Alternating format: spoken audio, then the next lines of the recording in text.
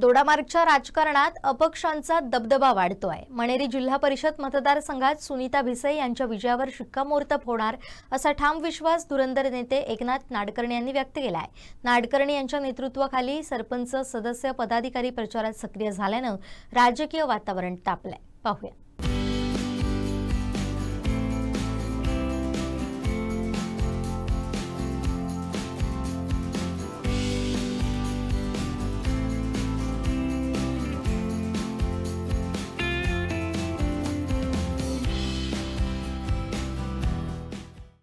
जिल्हा परिषद पंचायत समिती निवडणुकीला 2 दिवस उरलेले असताना आम्ही प्रत्येकाच्या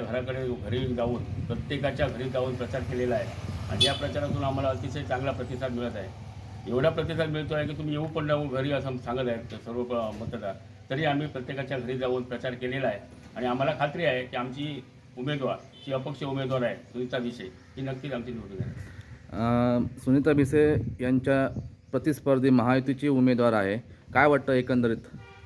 नाही, पण कसं आहे, शेवटी उमेदवार आम्ही कुणाला करतो हे देत नाही, नाव ठेवत नाही, परंतु 2-3 उमेदवारामध्ये जनतेनेच सांगितलं की सक्षम उमेदवार कोण आहे आणि त्याप्रमाणे लोक मतदान करणार आहेत याची मला खात्री आहे। आम्ही सुनीता भिसे हिला जर आज पाहिलं तर आज तिची पार्श्वभूमी अशी आहे, कारण तिचे आजोबा विरनोटकर गुरुजी हे त्यावेळचे एक धुरंधर राजकारणी होते।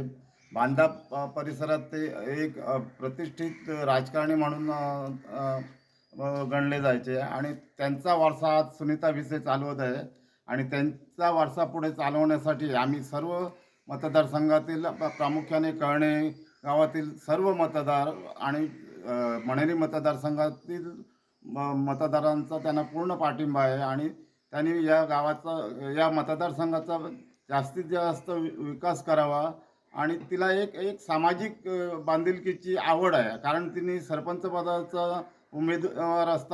पदावर असताना तिने जे काय वंचित अशा महिला होत्या त्यांच्या अनेक महिलांची कामं तिने स्वतः जाऊन स्वतःच्या खर्चाने पदरमोड करून तिने मामलेदार ऑफिस म्हणा किंवा आणि अशी काय रेशन कार्ड करणं, महिलांना पेन्शन मिळवून देणं ही कामं तिने खूप मोठ्या प्रमाणात केलेली आहेत आणि अशा सर्व पीडित महिलांचा म्हणा किंवा आणि उपेक्षित महिलांचा म्हणा तिला भरपूर पाठिंबा आहे आणि पक्षाव्यतिरिक्त तिचे एक नावलौकिक आहे, एक सामाजिक कार्यकर्ते म्हणून ह्याचा फायदा तिला या निवडणुकीत भरपूर होणार आहे, हेच मला सांगायचं आहे।